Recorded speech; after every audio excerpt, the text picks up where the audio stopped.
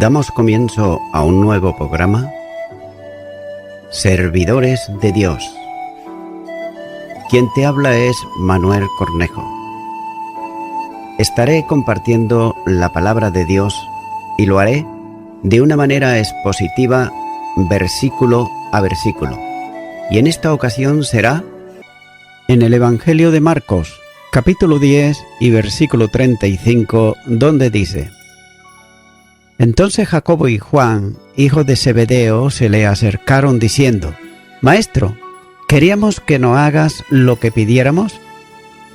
Marcos no está aquí precisando cómo generalmente ocurre esto, ya que el tiempo y el lugar donde se produjo y la petición de los dos hermanos utiliza simplemente la conjunción copulativa y como vínculo de unión con lo que antecede en el escrito, pero no en el tiempo, ya que Marcos usa una vez más en el Evangelio el verbo acercarse, es decir, aproximarse, tan común en el relato para decir que estos dos se acercaron a Jesús, ya que por el relato de Mateo sabemos que con ellos vino también su madre, a la que se le llama la madre de los hijos de Zebedeo. Mateo capítulo 20 y versículo 20 dice: Entonces se le acercó la madre de los hijos de Zebedeo con sus hijos, postrándose ante él y pidiéndole algo. Aquí, al citar sus nombres, lo hace comenzando por Jacobo, por lo que se supone que sería el mayor de los dos hermanos. Y este encuentro con Jesús debió de ser en un tiempo próximo a finalizar el camino previo a la entrada en Jerusalén, ya que los dos hermanos presentan una petición genérica, manifestando el interés que tenían ellos para que Jesús cumpliera lo que le iban a pedir.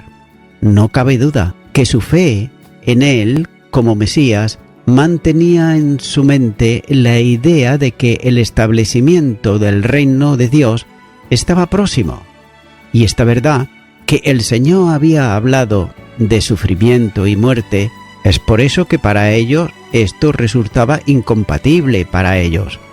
Podría ser un paréntesis que no entendían, pero que no podían impedir el establecimiento del reino que los profetas habían anunciado. Y esta idea era la que estaba en el pensamiento de todos, de modo que así que se lo hicieron notar en el camino a los discípulos de Emaús, dándole a entender que ellos esperaban que Jesús restaurara el reino de Israel. Lucas, capítulo 24 y versículo 21 dice: Pero nosotros esperábamos que Él era el que había de redimir a Israel, y ahora, además de todo esto, hoy es ya el tercer día que esto ha acontecido. Y la misma idea estaba también asentada en la mente de los 12, cuando preguntaron al Señor inmediatamente antes de la ascensión si iba a restaurar el reino a Israel en aquel tiempo.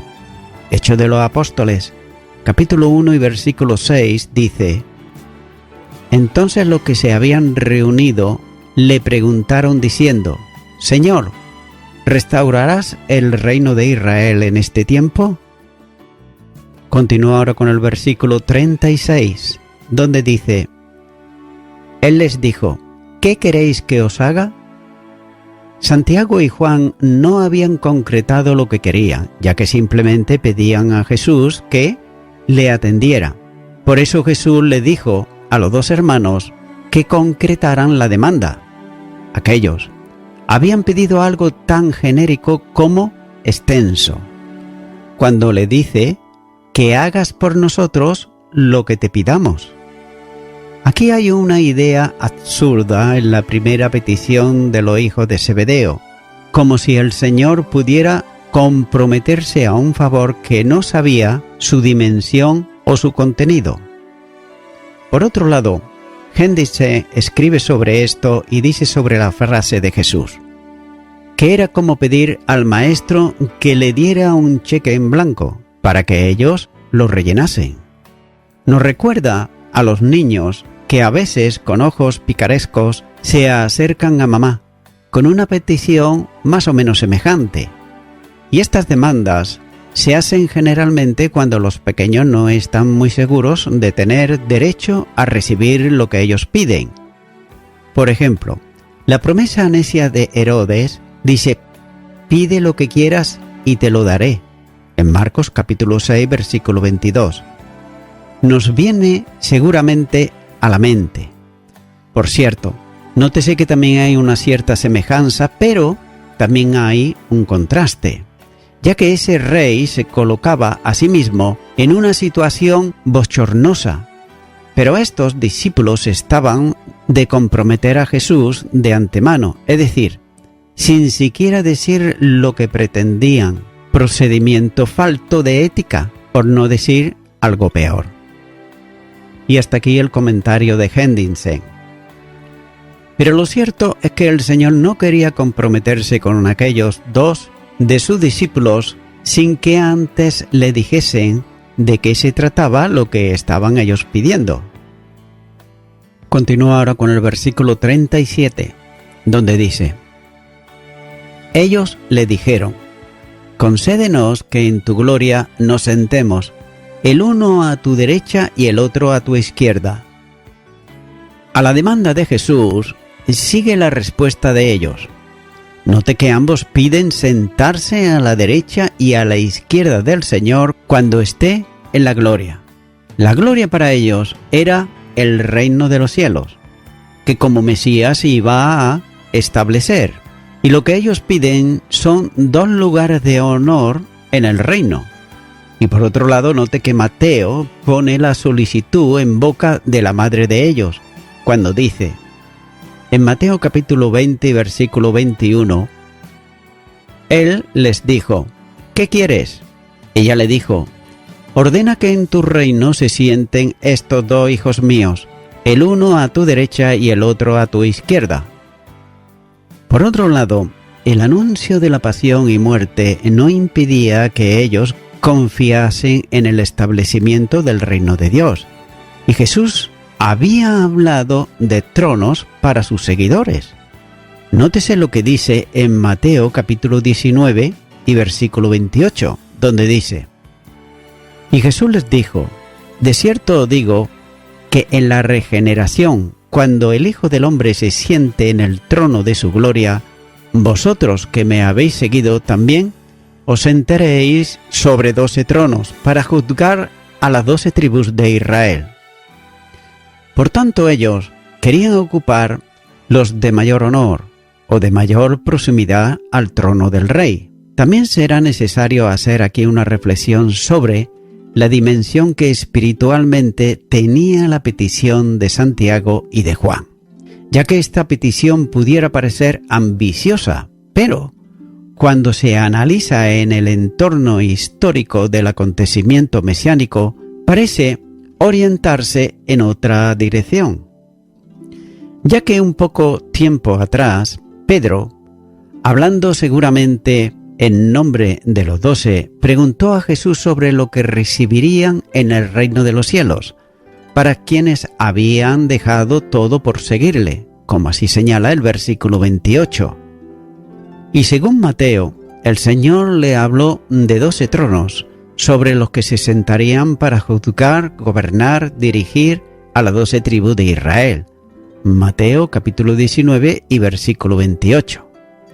Por tanto, la idea del reino mesiánico literal estaba arraigada en la mente de los judíos, ya que ellos no podían ver en el futuro después de la cruz, paréntesis temporal que Dios abrió para el establecimiento de la Iglesia, que es sin duda manifestación del reino en el tiempo presente.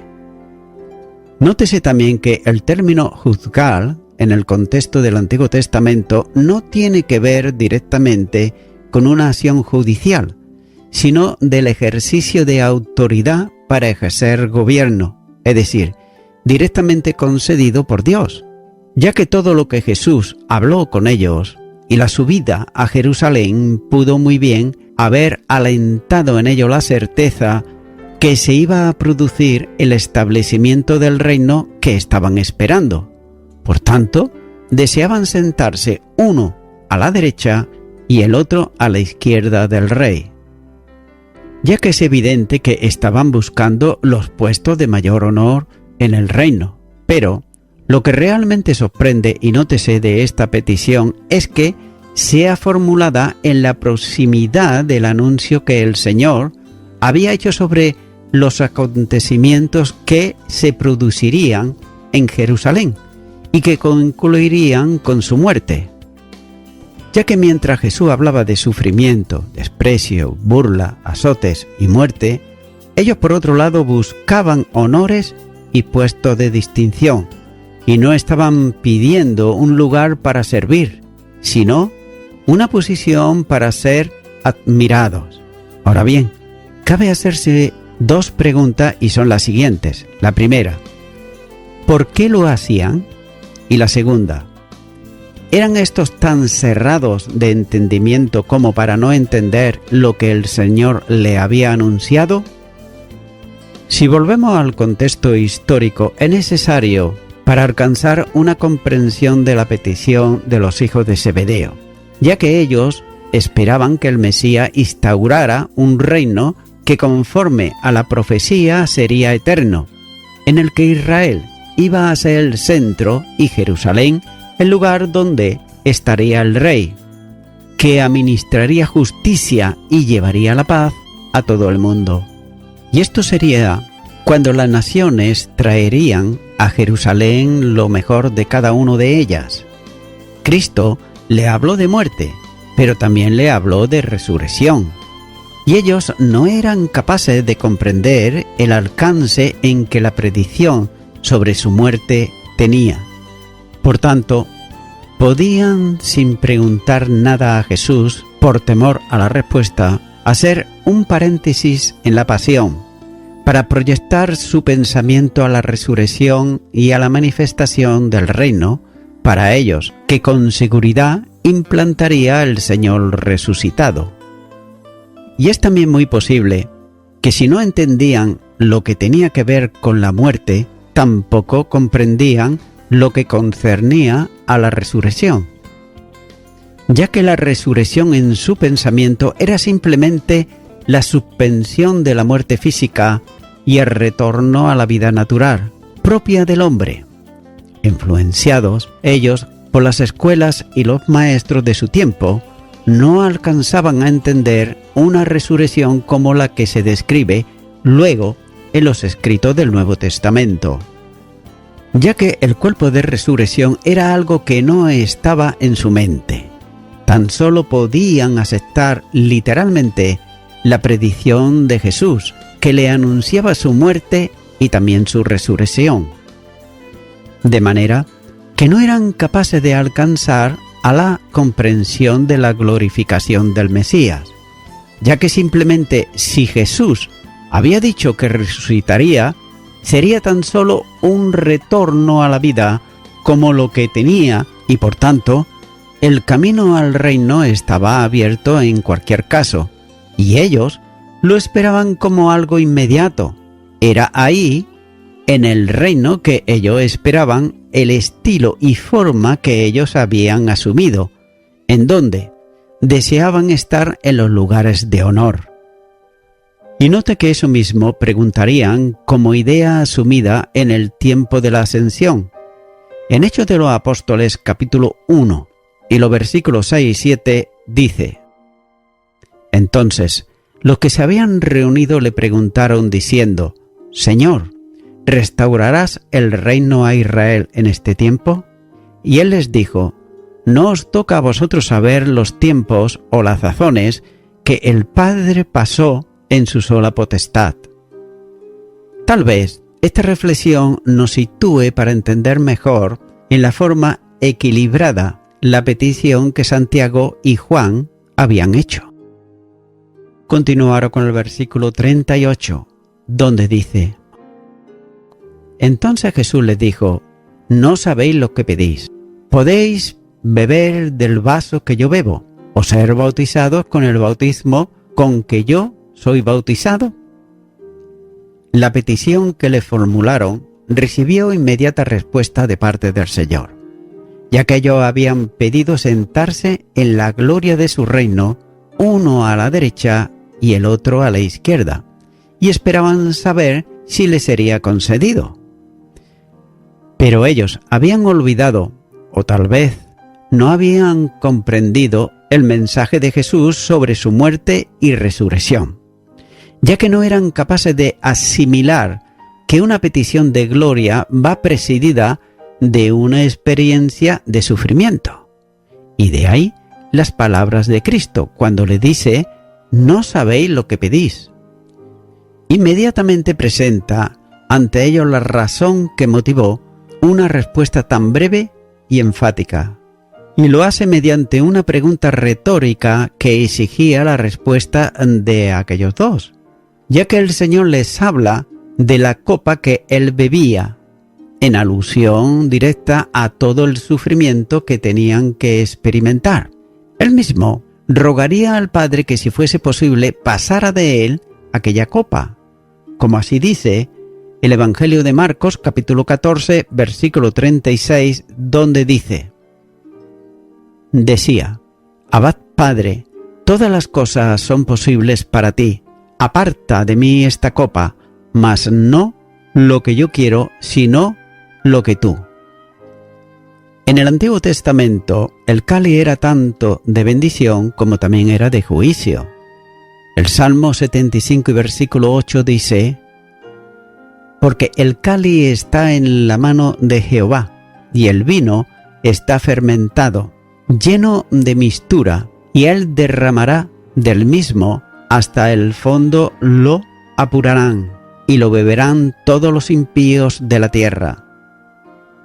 Así pues, el Señor le pregunta si ellos podían beber aquella copa, lo que significa participar plenamente en la misma experiencia. Podía ser una experiencia favorable. El Salmo 116 y versículo 13 dice: tomaré la copa de la salvación e invocaré el nombre de Jehová. Pero note también, por otro lado, que podía tratarse como era el caso de una experiencia de sufrimiento y muerte. El Salmo 11 y versículo 6 dice: sobre los malos harás llover calamidades, fuego, azufre y viento abrasador será la porción del cáliz de ellos. Note que también con la copa estaba el bautismo. El Señor le pregunta si ellos podían ser bautizados con el bautismo con que Él iba a ser bautizado. Y esa forma idiomática, con el que el verbo en voz pasiva indicaba una obediencia pasiva, es decir, Jesús se sometía a un bautismo que lo sumergiría en el sufrimiento y en la muerte. La pregunta tiene que ver con lo que iba a ocurrir con el Señor, que sería sumergido y anegado en el torrente de las aguas de la ira de Dios a causa del pecado, que sería cargado sobre él y que le llevaría a la muerte en toda la dimensión de esa palabra. Jesús les habló de la intensidad y también de la profundidad de los padecimientos a que iba a ser sometido, y de ahí que la palabra bautismo sea la apropiada para referirse a la inmersión en el sufrimiento que le quebrantaría. El Salmo 22 y los versículos 14 al 17 dice: he sido derramado como aguas, y todos mis huesos se descoyuntaron. Mi corazón fue como cera, derritiéndose en medio de mis entrañas. Como un tiesto se secó mi vigor, y mi lengua se pegó a mi paladar, y me has puesto en el polvo de la muerte, porque perros me han rodeado, me han cercado cuadrilla de maligno, horadaron mis manos y mis pies. Contar puedo todos mis huesos.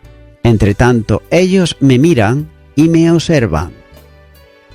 Este sufrimiento, que se hace incomprensible a la mente humana, es el ejemplo para entender hasta dónde puede haber dificultades y sufrimientos en el camino del discipulado, que siguen las pisadas del Maestro. ya que la copa y el bautismo de padecimiento y de muerte hablan también de humildad suprema en humillación absoluta. Filipenses capítulo 2 y los versículos 6 al 8 dice: el cual, siendo en forma de Dios, no estimó el ser igual a Dios como cosa que aferrarse, sino que se despojó a sí mismo, tomando forma de siervo, hecho semejante a los hombres, y estando en la condición de hombre, se humilló a sí mismo, haciéndose obediente hasta la muerte y muerte de cruz. Note que con el sufrimiento iba también su vida vertida en la sangre derramada, sin límite alguno hasta la muerte.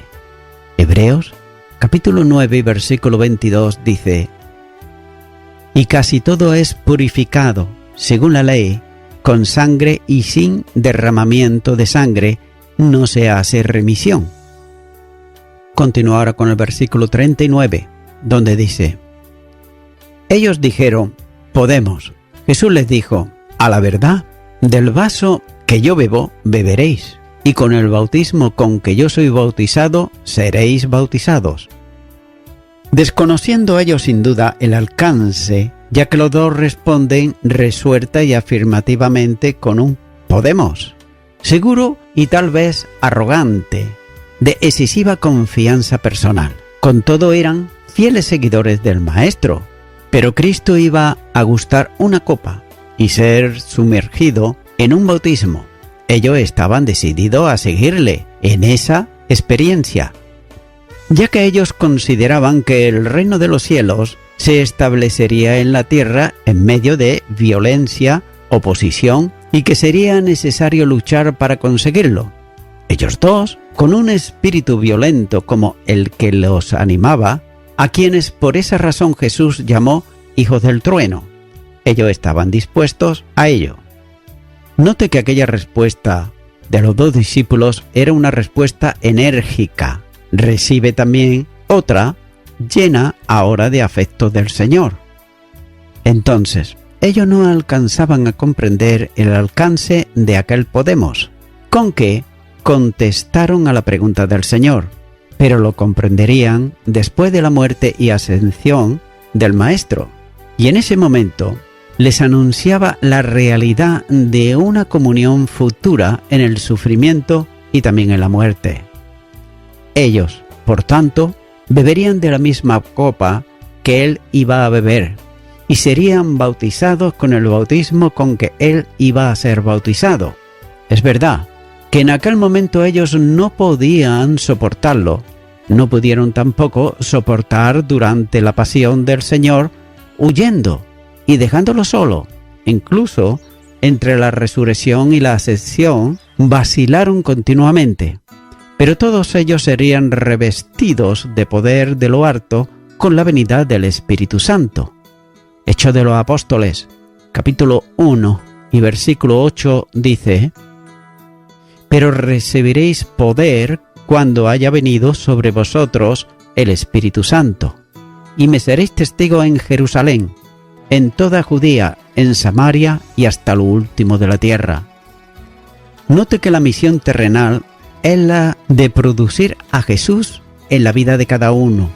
Entonces, beberían la copa de aflicción y serían sumergidos en el bautismo también de la aflicción, como iba a ser su Señor, ya que es evidente que la intensidad del sufrimiento en ellos sería menor, pero no menos real. Por tanto, Santiago iba a ser el primer mártir en la historia de la Iglesia, condenado a muerte por Herodes Agripa hacia el año 44.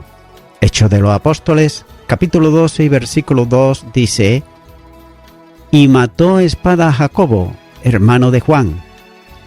Su hermano Juan no fue muerto violentamente, según acredita la historia de la Iglesia, pero se vio unido a los padecimientos de Jesús, ya que fue encarcelado por el Sanedrín judío.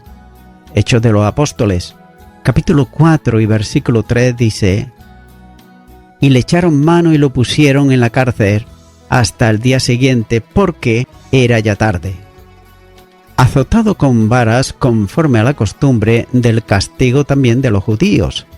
Hechos de los Apóstoles capítulo 5 y versículo 40 dice: y convinieron con él, y llamándolo a los apóstoles, después de azotarlos, le intimidaron que no hablasen en el nombre de Jesús, y lo pusieron en libertad.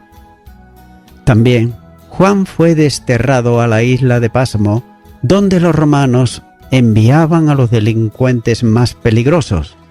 Apocalipsis capítulo 1 y versículo 9 dice: yo, Juan, vuestro hermano, y copartícipe vuestro en la tribulación, en el reino y en la paciencia de Jesucristo. Estaba en la isla llamada Pasmo por causa de la palabra de Dios y testimonio de Jesucristo. Y voy concluyendo con esto. Jesús le dijo a sus discípulos: no sabéis lo que pedís, como dice el versículo 38. Los discípulos, al igual que muchos de nosotros en los días de hoy, ellos no entendían muchas cosas, pese a tener como maestro a Jesús. Y por esta razón, ellos pedían al Señor cosas que no sabían o que no le era necesaria en aquel momento. Amigo y amiga oyente, hay personas que no saben pedirle a Dios por su necesidad. Por ejemplo, se suele pedir por salud, por trabajo, la familia, la nación, etc. Pero, ¿de qué sirve pedirle a Dios por una necesidad si solo se le busca para eso y nada más? Pareciera que Dios está tan solo para servirnos y nada más. Amigo y amiga oyente, ¿no crees que ya es tiempo de que tú aceptes lo que Dios quiere dar, sin que tú por otro lado no lo hayas pedido, pero que te es de suma necesidad, más vital y más necesario, incluso que el trabajo, el dinero, las cosas físicas? Él quiere darte algo espiritual y Él quiere darte salvación y vida eterna. Es por eso que mi amigo, mi amiga oyente, ahora yo te animo a que puedas recibir lo que Dios tiene preparado para ti, y es la salvación en Cristo Jesús. Para ello, tú debes de invitarle a Él, a Jesucristo, a que venga a tu corazón para recibirle como tu Salvador. Por tanto, ora conmigo esta oración de fe, si nunca antes lo has hecho, para recibirle en tu corazón, y di: Dios eterno, muchas veces te he pedido cosas por necesidades y luego me he olvidado de ti. Solamente me acuerdo de ti para pedirte cosas. Pero ahora quiero recibir lo que tú me das. Me confieso en primer lugar que soy una persona pecadora, que necesito que tú restaures mi vida, que tú hagas de mí una nueva criatura en Cristo Jesús. Te pido perdón por todos mis pecados y me arrepiento de ellos, y te recibo a ti ahora, Jesucristo, como mi único y suficiente Salvador. En el nombre de Jesús. Amén. Amigo y amiga oyente, si tú has hecho esta oración de corazón, te recomiendo que comiences a orar a Dios, en primer lugar, en el nombre del Señor Jesucristo. Orar a Dios no es rezar, sino que es hablar con una persona. También te recomiendo que leas la palabra de Dios y lo hagas a diario. Comienza, por ejemplo, con el Nuevo Testamento. Y también, por último, te recomiendo que para que puedas crecer espiritualmente, te congregues en una iglesia cristiano-evangélica, donde se predique, se enseñe y se practique la sana doctrina y la palabra de Dios. Congrégate ahí y con el tiempo podrás crecer espiritualmente y también servir al Señor Jesucristo. Que Dios te bendiga.